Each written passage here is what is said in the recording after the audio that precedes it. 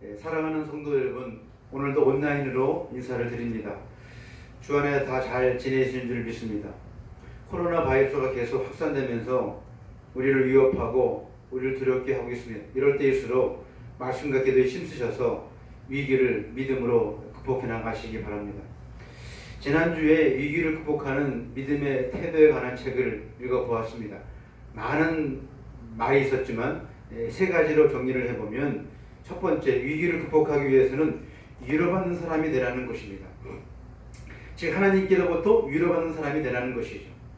위로는 우리 삶을 복되게 하고 그리고 다시 일어나게 하는 힘이 있다는 것입니다. 그리고 하나님께로부터 위로받은 자만이 남을 위로할 수 있다는 것이죠. 여러분, 하나님께로부터 위로받으시고 옆에 있는 가족들을, 이웃들을 위로하시기를 바랍니다.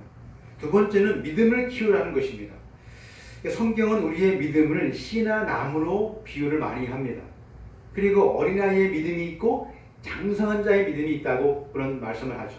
믿음은 자라게 되는 것이죠. 또 믿음이 자라기 위해서는 신령한 젖, 말씀을 먹어야 된다고 말씀합니다. 우리가 정말 히브리서 5장 14절에 보니까 장성한 자에 대한 말씀이 나오는데요, 공동 번역은 성숙한 자라고 번역했습니다. 우리의 믿음이 장성한 자, 성숙한 자로 자라가야 된다는 것이죠. 그리고 장성한 자의 믿음, 성숙한 자의 믿음이 있을 때 위기를 극복할 수 있다는 것입니다. 세 번째는 믿음대로 말하라는 것입니다.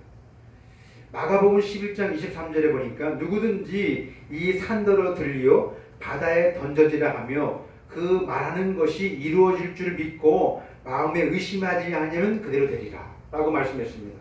시편 81편 10절, 나는 애굽 땅에서 인도하는 여호와 하나님이시니 내 입을 크게 열라 내가 채우리라. 할렐루야. 입을 크게 열라는 것입니다. 믿음을 가지고 말하는 것입니다. 고백하라는 것이죠. 여러분, 고백은요, 우리가 믿는 것을 표현하는 것입니다. 기도할 때에도 이미 받은 줄로 알고 구하라는 것입니다. 이 환난과 위기의 시대에 우리가 하나님께로부터 위로받으시고 그리고 우리 모두가 믿음을 키우셔서 그 믿음을 말하고 선포할 때 하나님이 역사하는 은혜를 경험하기를 원합니다. 저는 이 위기 가운데 이런 믿음의 태도를 가진 자가 오늘 본문에 시스기야 왕이 아닐까 그런 생각을 해봅니다. 우리가 오늘 읽어본 이제 이사야 36장과 37장의 역사적인 배경은 남유다가 이제 침공을 당한 상태입니다. 아수르 제국에 의해서 침공을 당한 아주 위기 가운데 있었던 것이죠. BC 701년에 최강대국인 아수르 제국이 이제 그 나라의 왕이 대군을 이끌고 이제 남유다를 침공한 것입니다. 남유다는 이미 이 아수르는 이미 북이스라엘을 이제 무너뜨린 그런 상태였습니다. 36장 1절에 보니까 시스기 왕 14년에 아수르 왕 사네림이 올라와서 유다의 모든 견고한 성읍을 쳐서 취했다라고 말씀하고 있습니다. 사내님의 이제 비문이 나는 그런 역사적인 기록에 의하면 당시 이제 남유다의 성 46개가 점령을 당한 상태였다고 합니다. 마지막 남은 성은 이제 예루살렘 성입니다. 아수르 군대가 예루살렘 성을 에워싸고 있었던 것이죠. 절체절명의 위기 가운데 있었던 것입니다. 온 나라가 송두리째 멸망할 위기 가운데 있었던 것이죠. 히스기야 왕은 이 위기를 믿음으로 잘 극복합니다. 잘 대처합니다. 우리 역시 환난의 시대에 오늘 말씀의 교훈을 우리가 잘 받고 우리 삶에 적용할 때 저는 큰 유익이 있다고 생각합니다. 자, 그렇다면 히스기야 왕은 이 위기를 어떻게 극복했을까요? 첫 번째로 히스기야가 보인 태도는요, 침묵이었습니다. 36장 4절 이하를 보면 아수르 왕이 군대장관 랍사게를 보내요.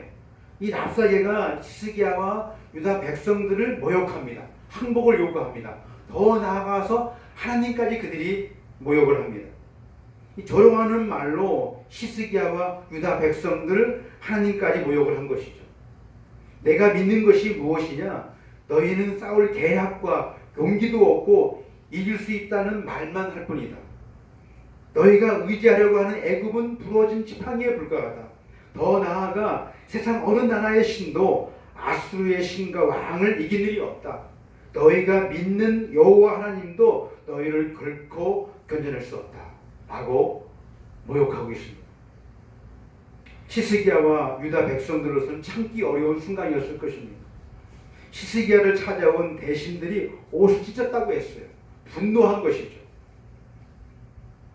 여러분, 인간이라면 당연한 반응이 아니겠습니까? 그런데 정반대로 시스기야의 반응은 정반대로 침묵이었습니다. 아무 말도 하지 않았어요.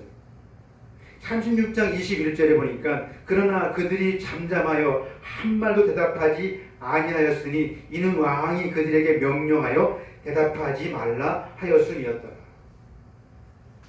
시스기야는 백성들에게 침묵하라고 명령한 것입니다. 여러분, 시스기야 왕이 왜 백성들에게 침묵하라고 했을까요?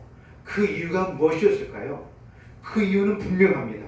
하나님은 잠잠히 믿고 신뢰하라는 것이죠. 그리고 하나님이 개입하셔서 일하실 때를 기다리라는 것입니다. 우리는 반면 너무나 조급합니다. 내 눈에 보여지는 현상만 가지고 너무 쉽게 판단하고 말을 할 때가 있습니다. 그리고 너무 부정적입니다. 문제 뒤에서 역사하시는 하나님을 보지 못할 때가 있습니다. 우리는 지금 코로나 바이러스가 인간을 위협하는 환란의 시대에 살고 있습니다. 언제 끝날지도 모르겠습니다. 경제활동은 물론이고 예배도 금지되는 초유의 사태를 맞이하고 있습니다. 이 재난과 어둠의 터널이 언제 끝날지 모르겠어요. 여러분, 그렇지만 터널은 언젠가는 끝나게 되어 있습니다. 이 사태도 언젠가는 끝이 날 것입니다. 그때를 바라봐야 합니다. 하나님이 역사할 때를 바라봐야 합니다. 이 코로나 사태도 언젠가는 끝이 날 텐데 그것이 하나님이 개입하실 때가 바로 그 끝일 것입니다. 하나님은 이 모든 것들을 알고 계시기 때문에 하나님이 지금 역사하고 계신 것을 우리가 믿고 잠잠히 주님을 바라보며 우리가 신뢰하며 기다리는 것입니다.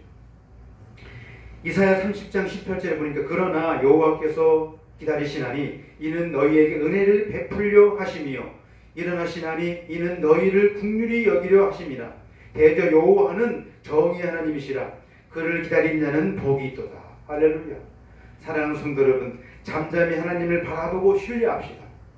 하나님이 일하실 때를 기다리십시다. 하나님의 때 하나님께 반드시 역사하실 줄 믿습니다. 두 번째로 시스기야가 보인 태도는요, 회개였습니다. 37장 1절을 보면 시스기야 왕이 듣고 자기의 옷을 찢고 굵은 베옷을 입고 여호와의 전으로 갔다고 했습니다.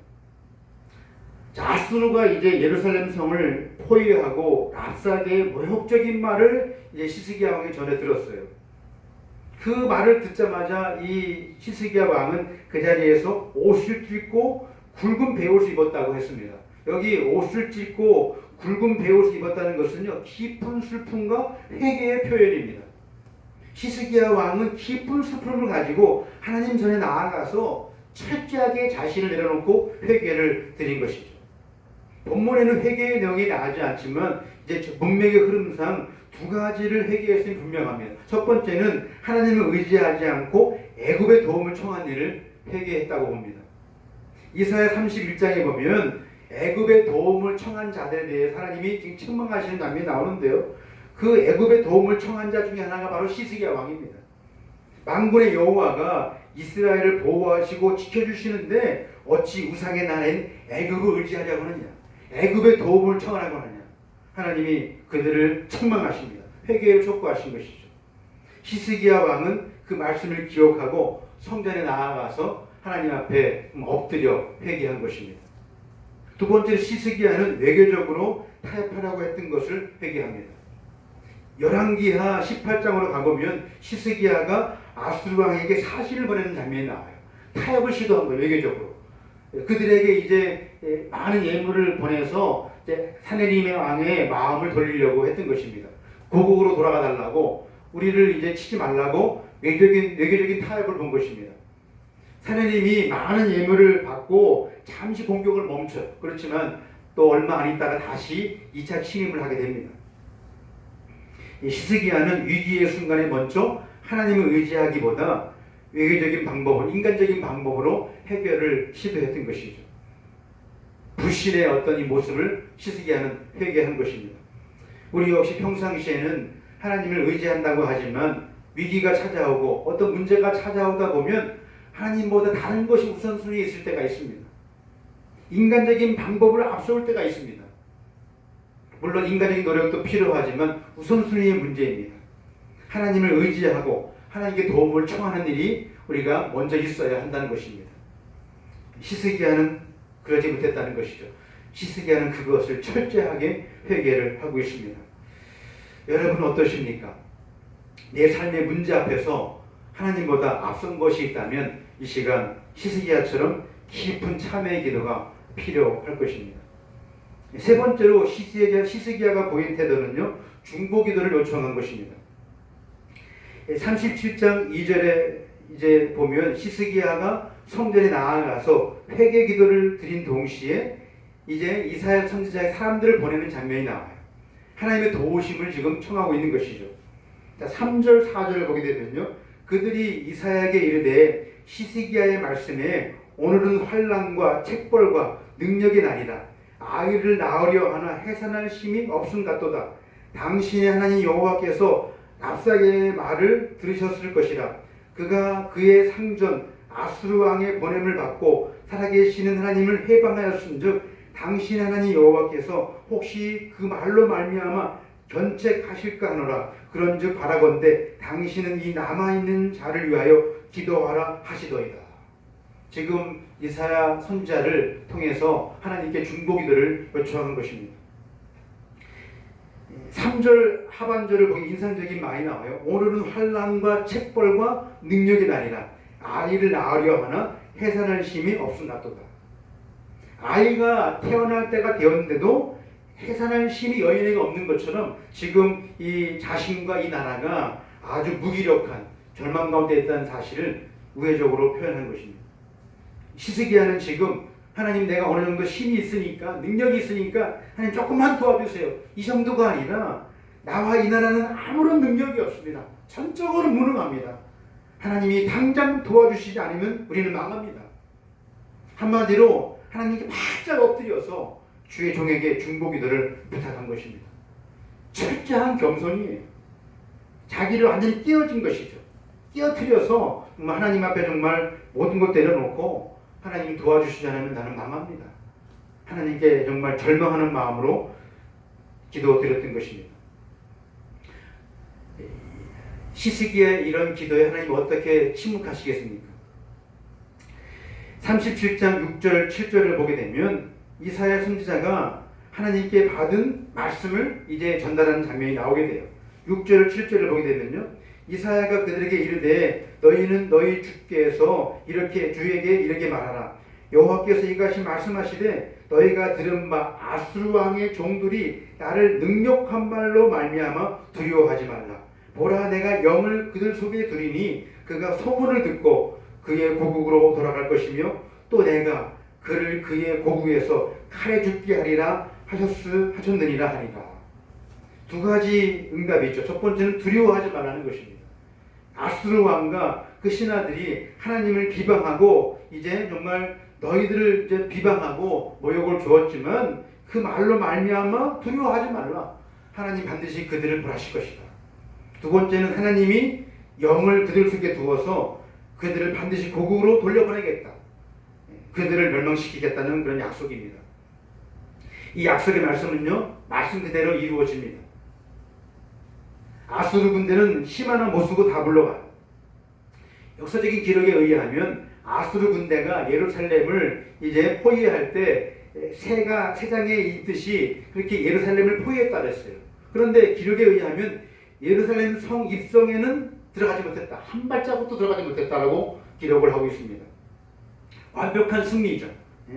하나님을 모욕한 사내들은요, 나중에 고국으로 돌아가서 구테타 세력에 의해서 비참한 치유를 맞이하게 됩니다.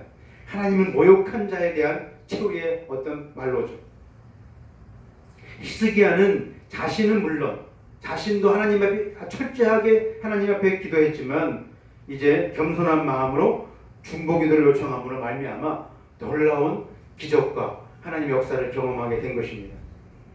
오늘 히스기야의 이 태도는 우리에게 많은 교훈을 주고 있습니다.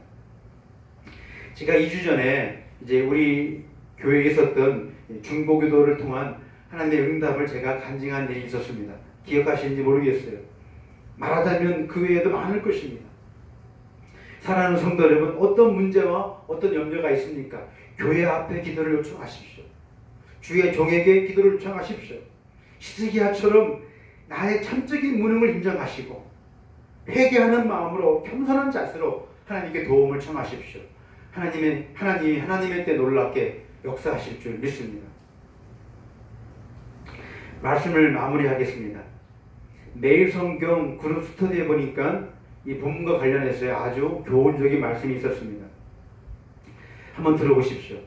한 아들이 절망스러운 얼굴을 하고 아버지께 이야기를 합니다. 아버지, 저는 이제 끝이에요. 모든 방법을 다 동원해 보았지만 다 소용이 없어요. 저는 이제 무능합니다. 아무것도 할 수 없습니다. 아버지가 아들에게 말을 합니다. 아들아, 너는 결코 끝이 아니란다. 내가 아직 시도해 보지 않은 방법이 있지 않니? 아들이 의아한 표정으로 묻습니다. 아버지, 도대체 그게 뭐죠? 아버지가 아들을 바라보며 이렇게 말을 합니다. 아들아, 넌 아직 나한테 부탁해 보지 않았지 않니? 나한테 부탁한 일이 없지 않니? 라고 말을 했다는 것입니다. 가장 중요한 아버지께 부탁한 일을 그가 잊어먹었던 것이죠. 사랑하는 성도 여러분, 우리 아버지는 전지전능하신 하나님 아버지십니다. 우리는 그분의 자녀입니다. 여러분, 우리가 그런 아버지를 모신 자녀로서 어떻게 우리가 아버지께 구하지 않을 수가 있겠습니까? 위기와 혼란의 시대에 잠잠히 하나님을 바라보고 의지하며 여러분 하나님께 기도로 나아가시기를 간절히 소망합니다. 하나님께 도움을 청하십시오.